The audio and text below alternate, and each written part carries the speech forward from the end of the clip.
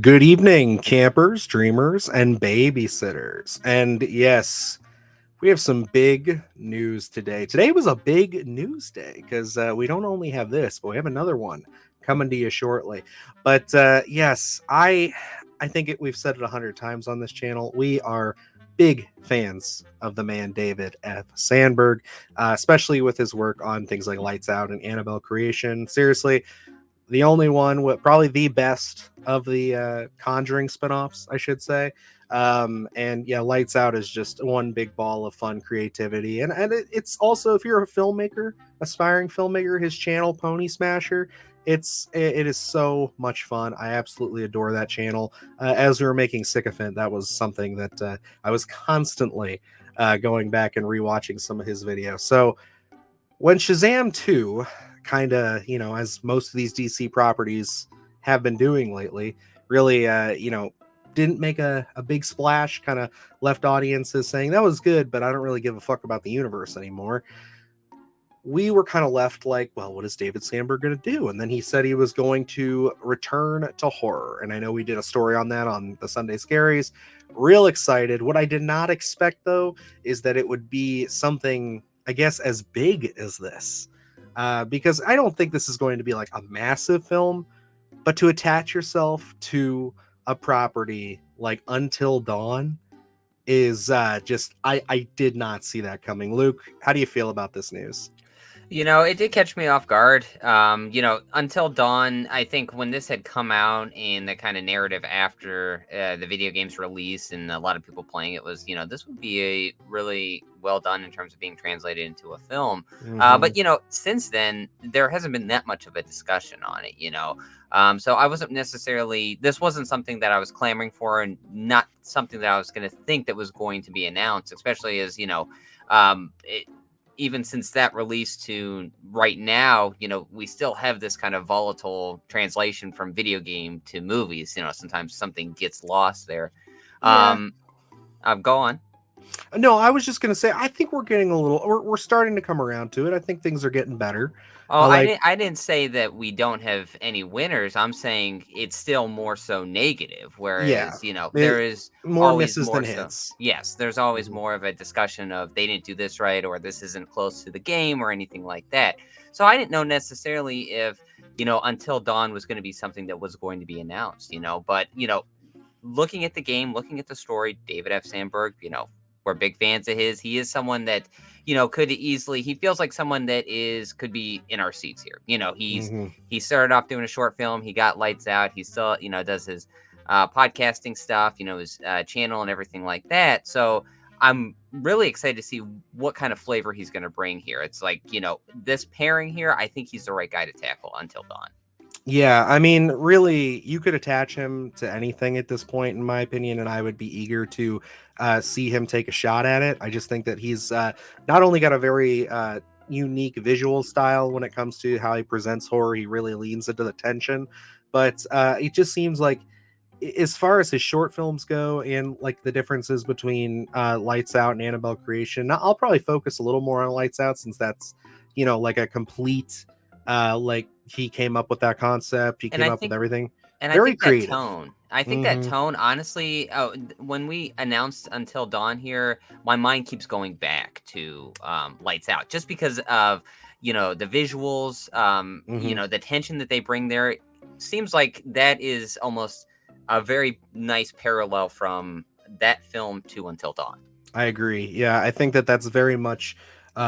It just, it seems like it works. Again, I, like you, I was a little bit like, I was excited because obviously David F. Sandberg's our boy, we love him, but like, it was one of those things where it's like, yeah, I didn't expect this. I kind of expected an original property from him, but I mean, it's also really exciting if we want to kind of pivot back to the video game aspect here of that. Supermassive is finally getting some of these properties. Hopefully this is only one of a few that are going to be translated into kind of like a film adaptation, because I played Until Dawn. It was the first game I bought when I bought my PlayStation 4. I was a late adopter to the PS4 era, and that was the first game I purchased. I remember playing it with a bunch of friends.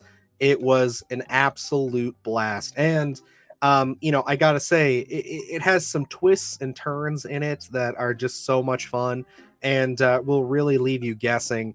And when you do finally get it revealed of what is actually going on and what's actually like, I guess terrorizing these teens.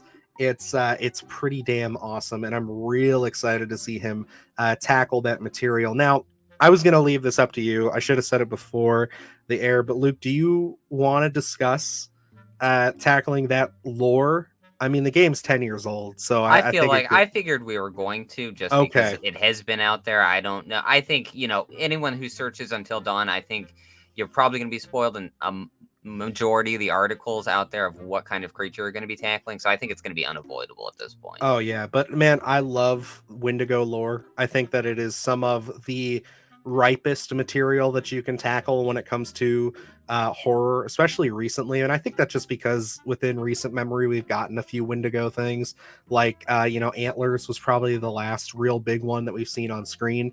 But then I just recently read Pet Cemetery, so it's one of those things where the Wendigo's big in the actual like novel. So it's one of those things where it's like it's real fresh in my mind, and the fact that we're going back to this, or at least I am, and that this is going to be exposed to a whole bunch of people. I think David F. Sandberg's going to knock it out of the park when it comes to translating this interpretation of the Wendigo to screen. Yeah, and that's what I was excited for when I think about Lights Out and the kind of creature design, so to speak, that they have there and kind of translating that into the Wendigo story of Until Dawn. I think you're going to see some fairly similar parallels, I think, in terms of shooting style. So I was excited that he was announced to do this. I think he's the guy to tackle it. Now, I know. I think when we had reviewed Pet Cemetery Bloodlines, I think people were, hungry for them to tackle Yes. that Wendigo story, and they didn't necessarily do that there. It was, more so of similar styles of what Pet Cemetery things we've been seeing. So I think people are going to be hungry for this story, kind of do the deep dive into that lore, because yes, it has been explored, especially when we look at like smaller properties in terms of, I guess you'd say, B or C movies, but nothing really in terms of, you're going to the theater. Like you said, Antlers was probably the last thing that we actually went to the theater to see that was tackling any sort of Wendigo subject matter. So I'm curious to see what they're going to bring, that lore that they're going to establish. One of my concerns, though, is like looking at this is now there's a apparently from that Bloody Disgusting article there is a script out there, and my hesitation comes from Gary Doberman coming in Yes, and I was gonna say, yeah, that was a red flag in my eyes too. and that was another thing when we had seen. Now, for us personally, we weren't huge fans of the Nun 2. I know there are fans out there. That same instance where Kayla Cooper came in, which I absolutely love her work, and did a script, and then Gary Doberman came in and did fine tuning, so to speak. And we kind of got more of the same of that we're used to. Now, he did work with David F. Sandberg with Annabelle Creation, so Yeah. we could say that they work well as a team, but I don't know what the kind of workload is there. So for me, that is a little bit of a hesitation. That honestly is what my eyes zeroed in when we started after this was announced and that article was out there. So I am going to go in excited, but also, a little hesitant to see what they're going to bring to us. Yeah, and that's totally fair because that was where my head went as well. One of looking at his filmography, I will say there are more misses than hits in here, but for the ones that he does hit, I mean, Annabelle Creation is the big one there, but he also was a developer, at least teleplay for Swamp Thing, and I know you and I really enjoy Swamp Thing, so it's one of those things where it's like I think that he just kind of plays a lot, it seems like, in that James Wan house. And obviously James Wan is where David F. Sandberg got his start. Like James Wan shepherded Lights Out to the big screen by putting his name out there and really getting eyes on it.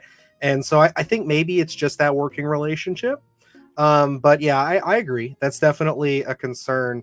One of the things I'm really curious about too is because in the article they talk about they're going to have a absolute ensemble cast, which makes sense. There were some big names in the original game, with the main character being played by Hayden Panettiere and of course Rami Malek.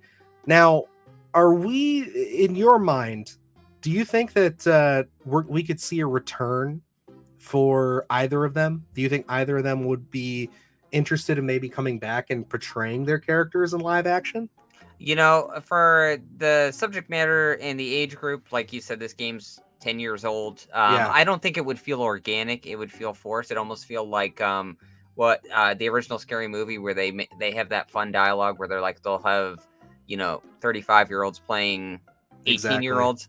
So I don't think that would really necessarily feel organic. I think that would have been more of a discussion if it had been announced 10 years ago, to kind of translate into film. But I think now you just do a fresh start. I don't even know necessarily if you need the same type of characters rather than just an ensemble cast. Maybe even because I can't remember how many characters are there in the original game, There's quite a few. and I I there's you could go ahead and I'll that's count why it up. I was thinking there was a handful, and I think, narratively that could be a struggle, especially if you're trying to give them all screen time and you're only doing a hour and a half, 2 hour film. I think everything can kind of get muddled unless there's just a high body count from the very start.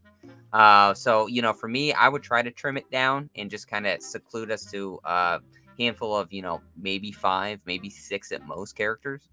Yeah, and honestly, if you look through it, there's just the teens. There's at least 9 that I just counted, and then one person I do think could easily come back, and I would love to see is Peter Stormer as Dr. Hill, which he returns in the Dark Anthology, I believe too. He also does those. Was he in the Quarry? I never got around to it. I didn't play it. I watched my wife play it, so I'm gonna have to ask her, to be honest. I can't 100%. Definitely do, because he was kind of like that narrator, the vignettes Yes. for a lot of those where it's like you're getting interviewed about it. So it's like, I would think that he could come back and play Dr. Hill. At least that would be one of those things where it's like that would make sense to me to at least have him come back. But yeah, I mean, even though the Gary Doberman thing is a little concerning, especially because, not to beat the guy up too much, but we're still waiting for Salem's Lot. I gotta say, like we have been waiting for Salem's Lot for like 3 or 4 years now, and they're just now talking about just throwing that out onto streaming. But I am optimistic about this. I think David F. Sandberg. I trust him completely. Even the Shazam. I didn't see Shazam 2 yet. I've heard great things about it. I hear it's a really fun film, but I did enjoy Shazam 1 and the rest of his work. So I do put my faith in him that he's going to deliver with this. I think that, as far as a video game property that's like The Last of Us, where it's like I actually played this and I have some real deep ties to it where it means something to me. This is a win. This is definitely somebody that I'd love to see behind this property. Yeah, and I'm right there with you. I think, yes, I'm gonna go into this with some hesitations. Is it gonna ruin my excitement for it? Not in the least. I'm gonna go in here with an open mind. I'm gonna lean more positive on this than anything else, with David F. Sandberg kind of steering the ship here. So, I'm excited. I was excited to watch this game be played again by my wife.